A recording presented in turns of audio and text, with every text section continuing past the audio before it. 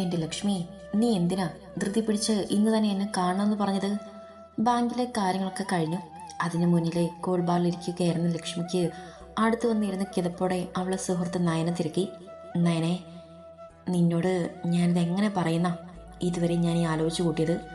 മുന്നിലിരിക്കുന്ന കൂട്ടുകാരിയുടെ കയ്യിൽ പിടിച്ച സങ്കടത്തിൽ പറഞ്ഞു ലക്ഷ്മി. നീ കാര്യം പറ ലക്ഷ്മി. നയന ധൃതി കൂട്ടി. അത് ഇന്നലെ ആസദ് പെണ്ണില്ലേ നിവി, അതിൻ്റെ വിവാഹം കഴിഞ്ഞു. കുനിഞ്ഞിരുന്നുകൊണ്ട് ലക്ഷ്മി പറഞ്ഞു. എന്താ നീ പറഞ്ഞേ? വിവാഹം കഴിഞ്ഞെന്നോ? ആരുമായി? ആ ചെക്കൻ വേറെ കെട്ടിയില്ലേ? പിന്നെങ്ങനെ ഇത്ര പെട്ടെന്ന് അവൾ മറ്റൊരു വിവാഹം കഴിച്ചു? വിശ്വസിക്കാനാവാതെ ചോദിച്ചുകൊണ്ട് നയനം മുന്നിൽ ഇരിക്കുന്നവളെ നോക്കി. ഞാൻ മുമ്പ് പറഞ്ഞിരുന്നില്ലേ, നേരത്തെ ഞങ്ങളെ ഹെൽപ്പ് ചെയ്തിരുന്ന ഒരു അഭിജിത്തിനെ പറ്റി? അവനാണ് ആള്. ഇതെങ്ങനെ സംഭവിച്ചെന്ന് എനിക്കറിയില്ല. ഇന്നലെ താലിയും കെട്ടി പഞ്ചായത്തിൽ പോയി വിവാഹവും രജിസ്റ്റർ ചെയ്ത ശേഷം വീട്ടിലേക്ക് കയറി വന്നപ്പോഴാണ് ഞങ്ങളറിയുന്നത്. പറയുമ്പോൾ ഉള്ളിൽ നിറഞ്ഞ ദേഷ്യം മടക്കി പിടിച്ചു ലക്ഷ്മി. എന്തൊക്കെയാണ് ലക്ഷ്മി നീ പറയുന്നത്? നിവിയുടെ പേരും പറഞ്ഞ് ആ നവീനെ ഒതുക്കി നിർത്തിയിരിക്കുന്നതാണ് ഞാൻ. ഇനിയിപ്പോൾ അവനോട് എന്ത് പറയും? തലയിൽ കൈവച്ച് ഇരുന്നുകൊണ്ട് നയന ചോദിച്ചു. പറയാതിരിക്കാനാവില്ല, നീ അവനോട് എങ്ങനെയെങ്കിലും പറയേ. പേടിയാണ് ലക്ഷ്മി. ഇതിപ്പോ എങ്ങനെ അവനോട് പറയുന്നോർത്ത് എനിക്ക് പേടിയാണ്. കള്ളും കഞ്ചാവും അടിച്ച് കണ്ട പെൺപിള്ളാറെ പുറകെ പോകുന്നവനാണ്. എന്തും ചെയ്യാൻ മടിക്കില്ല. അവൻ കൂടപ്പുറപ്പാണെന്ന് പോലും നോക്കില്ല. നിന്റെ വാക്ക് കേട്ട് എടുത്തു ചാടി എന്നെ പറഞ്ഞാൽ മതിയല്ലോ. ലക്ഷ്മി പറഞ്ഞതിന് മറുപടി ഈ ദേഷ്യത്തോടെ നയന പറഞ്ഞു. എടി, ഞാൻ അറിഞ്ഞുകൊണ്ടാണോ? എൻ്റെ ജീവിത ലക്ഷ്യം പോലും അവളെ നരകിപ്പിക്കണമെന്നാണ്. എന്നിട്ടിപ്പോൾ നല്ലൊരു ഭർത്താവിനെയും വീട്ടുകാരെയും കിട്ടി അവൾക്ക്. കുറേ വർഷങ്ങളായിട്ട് ഞാൻ കേൾക്കുന്നു, എന്തിനും ഏതിനും കുഞ്ഞി. താല് കെട്ടിയ പെണ്ണിനേക്കാൾ വലുത് അനിയത്തി അല്ല മകളെന്നാണ് എൻ്റെ ഭർത്താവ് പറയുന്നത്. എന്നോ വീർത്തു പോയതാണ് അവളെ. നിവിയോടുള്ള കടുത്ത ദേഷ്യത്തോടെ വീർപ്പോടെ ടേബിൾ ഒന്ന് ഇടിച്ചുകൊണ്ട് പറഞ്ഞു ലക്ഷ്മി. അവളുടെ അഭാവത്തിൽ നയനെ പോലും ഒന്ന് പകച്ചുപോയി. അവളെ ജീവിക്കാൻ വീട്ടിലെ നയന ഞാൻ ആഗ്രഹിച്ച് കൊതിച്ച് നേടിയ എൻ്റെ ജീവിതം ശരിക്കും ആസ്വദിച്ച് ജീവിക്കാൻ കഴിയത്തിന് കാരണം അവളാണ്. നിരഞ്ജൻ്റെ കുഞ്ഞി. അവന് മാത്രമേ ഉള്ളൂ അനീതി. വീർപ്പാണ് എനിക്ക് ആ പെണ്ണിനോട്. നിർത്താതെ പറയുമ്പോൾ ലക്ഷ്മിയുടെ മുഖത്തെ ക്രൂരമായ ആ ഭാവം നോക്കിയിരിക്കെ വല്ലാത്തൊരു പേടി തോന്നി നയനയ്ക്ക്. പഠിക്കുന്ന കാലത്തെ തൻ്റെടിയും അഹങ്കാരിയുമായൊരു പെണ്ണാണ് ലക്ഷ്മി എന്നറിയാമായിരുന്നു. ഒരുപാട് പയ്യന്മാർ അന്നത്തെ കാലത്ത് അവളുടെ പിന്നാലെ ഉണ്ടായിരുന്നെങ്കിലും ഒരാളെയും അടക്കി പിടിച്ചിരുന്നില്ല ലക്ഷ്മി. പിന്നീട് എപ്പോഴും സുന്ദരനായ പണക്കാരനായ നിരഞ്ജനെ പ്രണയിച്ച് വിവാഹം കഴിച്ചെന്നറിഞ്ഞിരുന്നു. പിന്നെയും വർഷങ്ങൾ കഴിഞ്ഞാണ് ഒരു സുഹൃത്തിൻ്റെ വിവാഹ ഫംഗ്ഷന് വന്നപ്പോൾ വീണ്ടും ഇവളെ കണ്ടത്. അന്ന് ഇങ്ങോട്ട് വന്ന് സംസാരിച്ച് പരിചയം പുതുക്കി. അന്ന് പോയവൾ കുറച്ച് ദിവസങ്ങൾക്ക് മുൻപാണ് അവളുടെ ഭർത്താവിനെ സഹോദരി ഒഴിവാക്കാനുള്ള പദ്ധതിയുമായി തന്നെ സമീപിച്ചത്. ആദ്യം പുറത്തു നിന്നാണ് പയ്യനെ നോക്കിയതെങ്കിൽ തൻ്റെ സഹോദരൻ്റെ സ്വഭാവം മനസ്സിലായപ്പോൾ അവനെ മതിയെന്ന് ലക്ഷ്മി തന്നെയാണ് ഉറപ്പിച്ച് പറഞ്ഞത്. എന്നിട്ടിപ്പോൾ പെട്ടെന്ന് ആ പെണ്ണ് നല്ലൊരുത്തനെ കെട്ടി സന്തോഷമായി ജീവിക്കുമ്പോൾ ഇവൾക്ക് സഹിക്കാൻ കഴിയോ? ഓരോന്നും ആലോചിച്ച് ഭ്രാന്തെടുത്തതുപോലെ മുന്നിലിരിക്കുന്നവളെന്ന് നോക്കി നയന. ലക്ഷ്മി. അവളുടെ വല്ലാത്തൊരു നോട്ടവും ഇരിപ്പും കാണി തെല്ലൊരു പേടിയുടെ നയനെ വിളിച്ചു. നയനെ മെല്ലെ എന്ന് വിളിച്ചതും ലക്ഷ്മി കനപ്പിച്ചതും മോളി. പോട്ടെ, ഇനിയിപ്പോൾ ഒന്നും ചെയ്യാൻ പറ്റില്ലല്ലോ. ഞാൻ നവീനോട് എന്തെങ്കിലും പറഞ്ഞ് സമാധാനിപ്പിക്കാം. ടേബിളിന് പുറത്തിരിക്കുന്ന ലക്ഷ്മിയുടെ കയ്യിൽ പിടിച്ച് ആശ്വസിപ്പിച്ചുകൊണ്ട് മെല്ലെ പറഞ്ഞു നയന. അങ്ങനെ പോട്ടെന്ന് വിൽക്കാൻ എനിക്ക് പറ്റില്ല നയനെ. ഇന്ന് തന്നെ 12 ലക്ഷം രൂപയാണ് അവളുടെ പേരിലേക്ക് മാറ്റേണ്ടി വന്നത്. ആ വീട് അവൾക്ക് കൊടുക്കേണ്ടി വന്നു. എല്ലാം എൻ്റെ നഷ്ടങ്ങളാണ്. എൻ്റെ ജീവിതം തന്നെ നഷ്ടമാക്കി ഞാൻ നേടിയെടുത്തതൊക്കെ നഷ്ടപ്പെടുത്താൻ എനിക്ക് പറ്റില്ല. വീട്ടിൽ നിന്ന് ഞാൻ ഇറങ്ങിയപ്പോൾ മുതൽ രഞ്ജി വിളിച്ച് ചോദിക്കാൻ തുടങ്ങി അവളുടെ അക്കൗണ്ടിലേക്ക് പൈസ മാറ്റിയെന്ന്. അവളോടുള്ള ആ കരുതലും സ്നേഹമൊന്നും എന്നോടില്ല. ഞാൻ രഞ്ജുവിനെ എത്ര സ്നേഹിക്കുന്നുവെന്ന് ആർക്കും അറിയില്ല. അവൻ കൂടെ വേണ്ടിയാണ് ഞാൻ ഈ ചെയ്യുന്നതൊക്കെ. അതൊക്കെ അവന് മനസ്സിലാക്കിക്കൂടെ? ആ തള്ളയും തന്തയും എല്ലാം അറിഞ്ഞെന്ന് എനിക്ക് ഉറപ്പായപ്പോൾ അതുങ്ങളെ കൊന്നു കളഞ്ഞതുപോലെ ആരും അറിയാതെ അവളെയും തീർക്കേണ്ടതായിരുന്നു. തീർക്കും ഞാൻ അവളെ. ചെവി അറിയാതെ തീർക്കും. എന്താണ് പറയുന്നതെന്ന് പോലും ഓർക്കാതെ നയനയുടെ ഫോണിൽ ഇതൊക്കെ റെക്കോർഡ് ചെയ്യുന്നുണ്ടെന്ന് അറിയാതെ പുലമ്പും പോലെ നിവിയോടുള്ള പകയോടെ പറഞ്ഞുകൊണ്ടിരുന്നു ലക്ഷ്മി. ഭയത്തോടെയാണെങ്കിലും ഇന്ന് രാവിലെ ഡോക്ടർ വിനായകൻ തന്നെ കണ്ട് ആവശ്യപ്പെട്ട കാര്യം ഭംഗിയായി നിർവഹിച്ചു നയന. മെസ്സേജ് വന്നോ എന്ന് ഫോണിൽ നോക്കുകുഞ്ഞി. ലക്ഷ്മി ബാങ്കിൽ പോയതും വിനായകൻ മംഗലം വീട്ടിലേക്ക് വന്നു. അവൻ്റെ കൂടെ നേരത്തെ അബിയുടെ വീട്ടിലേക്ക് പോയതാണ് നിരഞ്ജൻ. വന്ന് കയറിയ സമയം മുതൽ 5 മിനിറ്റ് ഇടവിട്ട് നിവിയോട് പറയുകയാണ് ക്യാഷ് അക്കൗണ്ടിൽ വന്നെന്ന് മെസ്സേജ് വന്നതെന്ന് നോക്കാൻ. നോക്കിയേട്ടാ, ഇതുവരെ വന്നിട്ടില്ല. അവർ നമ്മളെ പറ്റിച്ചതാക്കുമോ? രാധികയുടെ അടുത്ത് ഒട്ടിപ്പിടിച്ച പോലെ ഇരിക്കുന്ന നിവി ഫോൺ നോക്കിക്കൊണ്ട് സ്വയം എന്നോണം ചോദിച്ചു. അവൾ പറ്റിക്കട്ടെ, അടുത്ത വെടി പൊട്ടിക്കാനുള്ള സമയമായി വരുന്നു. അപ്പോഴും പാൻറ്റിൻ്റെ പോക്കറ്റിൽ ഭദ്രമായി സൂക്ഷിച്ച താക്കോൽ കൈകൊണ്ടൊന്ന് തപ്പി നോക്കി നിരഞ്ജൻ. എടാ, മെസ്സേജ് വന്നു, 12 ലക്ഷം വന്നിട്ടുണ്ട്. വെപ്രാളത്തോടെ ഇരുന്നിടത്തു നിന്നും എഴുന്നേറ്റ് ഫോണുമായി നിരഞ്ജൻ്റെ അടുത്തേക്ക് പാഞ്ഞു വന്നു നിവി. അപ്പോൾ ആദ്യത്തെ പ്ലാൻ സക്സസ് ആയെന്ന് അർത്ഥം. ഉള്ളിൽ നിറഞ്ഞ സന്തോഷത്തോടെ അനിയത്തിയെ ചേർത്ത് പിടിച്ചുകൊണ്ട് നിരഞ്ജൻ പറഞ്ഞു. പക്ഷേ എനിക്ക് പേടിയാണ് ഏട്ടാ. അവരെൻ്റെ ഏട്ടൻ എന്തെങ്കിലും ചെയ്യുമോയെന്ന് എനിക്ക് പേടിയാണ്. എനിക്കിനി എൻ്റെ ഏട്ടൻ മാത്രമല്ലേ ഉള്ളൂ. നിരഞ്ജൻ്റെ നെഞ്ചിൽ മുഖം ചേർത്തെന്നുകൊണ്ട് അവൾ പേടിയോടെ പറഞ്ഞു. നിധി ഏട്ടൻ്റെ നെഞ്ചോരം ചേർന്നതും അവളുടെ പേടിയെക്കുറിച്ച് പറഞ്ഞതുമൊക്കെ കേട്ട് നിന്നവൻ്റെ മുഖം അവൾ അവസാനം പറഞ്ഞത് കേൾക്കെ ഇരുണ്ടുപോയി. അവൾക്ക് ഏട്ടൻ മാത്രമേ ഉള്ളൂ. ഞാനോ? എന്നെ ഇതുവരെ പെണ്ണ് അംഗീകരിച്ചില്ലേ? സ്വയം ചോദിച്ച് കുശുമ്പ് കുത്തിയിരുന്നു അഭി. അവൻ്റെ മാറിയ മുഖവും പൊറുപൊറുക്കുന്ന ചുണ്ടുകളും കാണി വിനയ് ചിരിച്ചുപോയി. എന്തിനാ ഡോക്ടർ ചിരിക്കുന്നേ? ഞാൻ എൻ്റെ പേടി കൊണ്ട് പറഞ്ഞതാണ്. അവൾ തോറ്റു പോകുമെന്ന് തോന്നിയാൽ എൻ്റെ ഏട്ടനെ ഉപദ്രവിച്ചാലോ? വിനയുടെ ചിരി കേൾക്കെ അത് തന്നെ കളിയാക്കിയതാണെന്ന് തോന്നിയ നിവി കൂർത്ത ചുണ്ടുകളോടെ പറഞ്ഞു. എൻ്റെ പൊന്നു കുഞ്ഞെ, ഞാൻ ചിരിച്ചത് അതിനൊന്നുമല്ല. ഇവിടെ ഒരുത്തർ അമ്മമ്മമാരെക്കാൾ കഷ്ടമായി പുറകോർക്കുന്നുണ്ട്, അത് കണ്ടിട്ട് ചിരിച്ചു പോയതാണ്. അബിയെ ശ്രദ്ധിച്ച രാധികയും അഞ്ജുനും കാര്യം മനസ്സിലായെങ്കിലും നിരഞ്ജനും നിവിയും കാര്യം മനസ്സിലാവാതെ പരസ്പരം നോക്കിയതേയുള്ളൂ. ഞാൻ വെറുതെ എന്തോ ഓർത്ത് ചിരിച്ചതാണ്. അബിയുടെ തുറച്ച നോട്ടം കാണെ ചിരി അടക്കി പിടിച്ചുകൊണ്ട് വിനയ് പറഞ്ഞു. ഏട്ടൻ്റെ കുഞ്ഞ് പേടിക്കണ്ട കേട്ടോ. ഏട്ടനെല്ലാം വളരെ ശ്രദ്ധിച്ചേ ചെയ്യൂ. കുഞ്ഞിക്കറിയില്ലേ, ഏട്ടന് എൻ്റെ കുഞ്ഞി സന്തോഷത്തോടെ സമാധാനത്തോടെ ജീവിക്കുന്നത് കാണാൻ ഒരുപാട് ആഗ്രഹമുണ്ടെന്ന്. അതുകൊണ്ട് തന്നെ ഏട്ടനെല്ലാം സൂക്ഷിച്ച് കൈകാര്യം ചെയ്തോളാം. അവളുടെ നെറ്റിയിൽ വാത്സല്യത്തോടെ ചുണ്ട് ചേർത്തുകൊണ്ട് നിരഞ്ജൻ പറഞ്ഞു. അപ്പോഴൊന്ന് മൂളിക്കൊണ്ട് ഏട്ടനെ നെഞ്ചോരം തന്നെ ചേർന്നിരുന്നു നിവി. ഇന്നിവിടുന്ന് പോയ പിന്നെ നമ്മളിനി ഒരിക്കലും ഇങ്ങോട്ട് തിരികെ വരില്ല കേട്ടോ ദീകുട്ടി. ഇവിടുത്തെ പോലെ സൗകര്യങ്ങളൊന്നും അവിടെ ഉണ്ടാവില്ല. അമ്മയുടെ കൂടെ ഉള്ളതുപോലെ കഴിയാൻ എൻ്റെ കുട്ടിക്ക് പറ്റുമോ? ബാഗിൽ വേദുവിൻ്റെ ഡ്രസ്സുകളെല്ലാം എടുത്തു വെച്ച ശേഷം ബുക്സൊക്കെ അടുക്കി പെറുക്കി മറ്റൊരു ബാഗിൽ നിറച്ച് വെച്ച് പിറ്റേന്ന് രാവിലെ പോകാനുള്ള എല്ലാ തയ്യാറെടുപ്പും നടത്തിയ ശേഷം മകളും ചുറ്റിപ്പിടിച്ച് കിടക്കുമ്പോൾ ആര്യ അവളോട് മെല്ലെ തിരക്കി.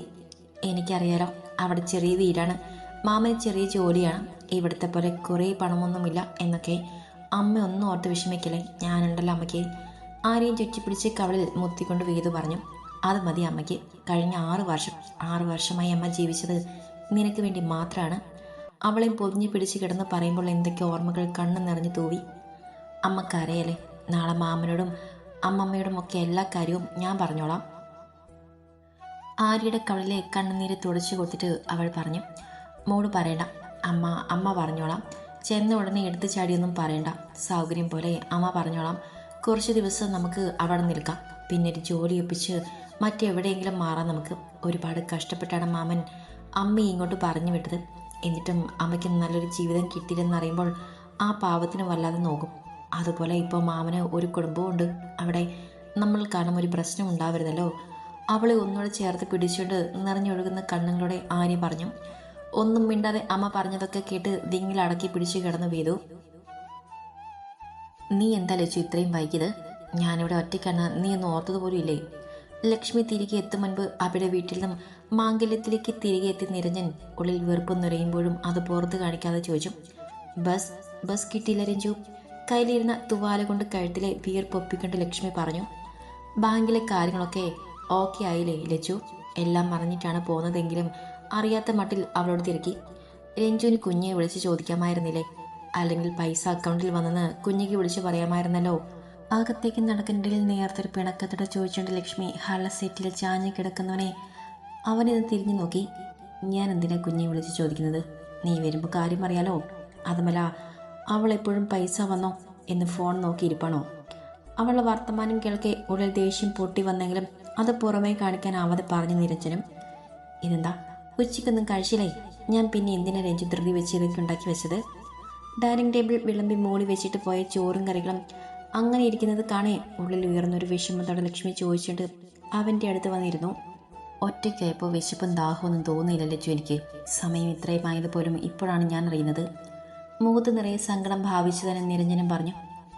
അത് ഞാൻ ബാങ്കിൽ പോയിട്ട് നേരെ നയനെന്ന് കാണാൻ പോയി. കുഞ്ഞെ ഇനി അവർ പ്രതീക്ഷിക്കാൻ പാടില്ലല്ലോ. ഇന്നലത്തെ കാര്യമൊക്കെ പറഞ്ഞിരുന്ന നേരം പോയി. പിന്നെ ഒരുപാട് നേരം ഇങ്ങോട്ടുള്ള ബസ് കാത്തുനിന്നു, അതാണ് വൈകിയത്. അവൻ ഒറ്റയ്ക്കായി പോയെന്ന് പറഞ്ഞു കേട്ടൊരു സങ്കടത്തോടെ ലക്ഷ്മി പറഞ്ഞു. സാരില്ല, കാര്യങ്ങളൊക്കെ ശരിയായല്ലോ, അത് മതി. കുഞ്ഞിക്ക് വേണ്ടി ഒന്നും ചെയ്യാൻ പറ്റുന്നില്ലല്ലോ എന്നൊരു വിഷമമാണ് എനിക്ക്. അച്ഛനും അമ്മയും ഉണ്ടാക്കി കരുതി വെച്ചത് കൂടെ എനിക്ക് വേണ്ടി എൻ്റെ കുഞ്ഞ് നഷ്ടമാക്കിയെന്ന് ഓർക്കുമ്പോൾ നോവുന്നുണ്ട് എനിക്ക്.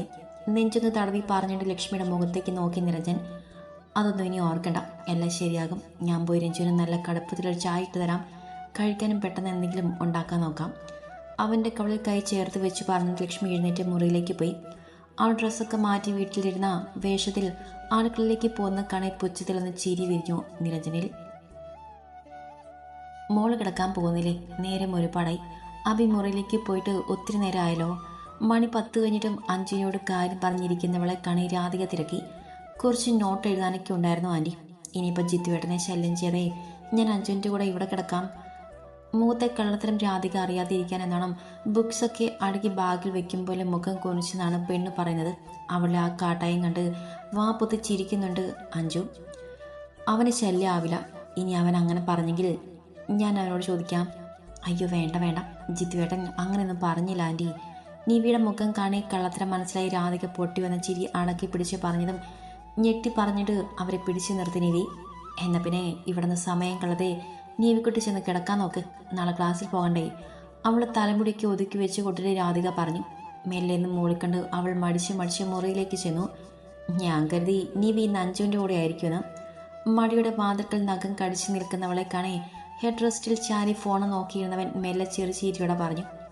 അത് പിന്നെ ഞാൻ കരുതി ജിത്തുവേട്ടൻ ഉറങ്ങി കാണുമെന്ന്. ഞാൻ ഉറങ്ങിപ്പോയെങ്കിലെന്താ, നിനക്കിവിടെ ഒന്ന് കിടന്നുടനെ നിവി. അവൾ പറഞ്ഞത് അത്ര ഇഷ്ടമാകാതെ അഭി ചോദിച്ചു. അല്ല, ഞാൻ മുട്ടിലെഴിഞ്ഞ് അപ്പുറം പോകുമ്പോൾ ജിത്തുവേട്ടന് ബുദ്ധിമുട്ടാവില്ലേ? ആ ബുദ്ധിമുട്ട് ഞാനങ്ങ് സഹിച്ചു. പറയുമ്പോൾ അവൻ്റെ മുഖം മാറിയത് കാണേ വെപ്രാളത്തോടെ പറഞ്ഞിട്ട് ബെഡിലേക്ക് കയറി കിടന്നു നിവി. നിവിക്ക് രാത്രിയിൽ ഉറക്കത്തിൽ ഉരുണ്ടു മറിയുന്ന സ്വഭാവം ഉണ്ടല്ലേ? ബെഡിൻ്റെ ഓരം ചേർന്ന് കിടക്കുന്നവളെ നോക്കിയിരുന്നുണ്ട് അഭി ചോദിച്ചു. അവൻ്റെ ദേഹത്ത് ഉരുണ്ടുപോയി കയറിയിട്ടുണ്ടാവുമെന്ന് ഓർത്തുകൊണ്ട് ചമ്മലോടെ നാവൊന്ന് കടിച്ചുകൊണ്ട് മൂളിയവൾ. അപ്പം പുതുപ്പ് വലിച്ച് തലവഴി മൂടുകയും ചെയ്തു. പെണ്ണ് ആ പ്രവർത്തി കണി പൊട്ടിയൊന്ന് ചിരി അടക്കി പിടിച്ചിരുന്നു അഭി. അല്ല, ഈ കെട്ടും ഭാണ്ഡമൊക്കെ ആയിട്ട് നീ എങ്ങോട്ടാ?